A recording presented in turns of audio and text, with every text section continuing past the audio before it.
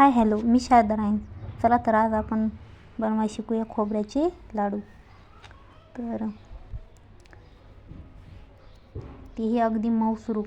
तर आपल्याला घ्यायचं आहे 3 चमचा गावरान तूप, त्यानंतर 1 कप बारीक किसलेलं, बारीक म्हणजे मिक्सरमधून बारीक केलेलं खोबऱ्याचा किस, आणि ते तुपात परतून घ्यायचं आहे. त्यानंतर त्यात 1 कप साय आलेलं दूध टाकायचं आहे आणि ते त्यात व्यवस्थित मिक्स करून घ्यायचं आहे.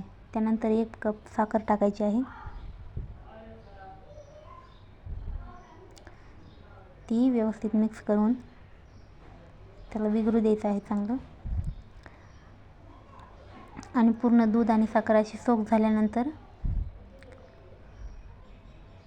तुम्हाला त्यात अर्धा कप मिल्क पावडर टाकायचं आहे आणि अशा प्रकारे परतून घेऊन तुम्ही बघू शकता आता हे लाडूचा बेस आपला तयार झालेला आहे.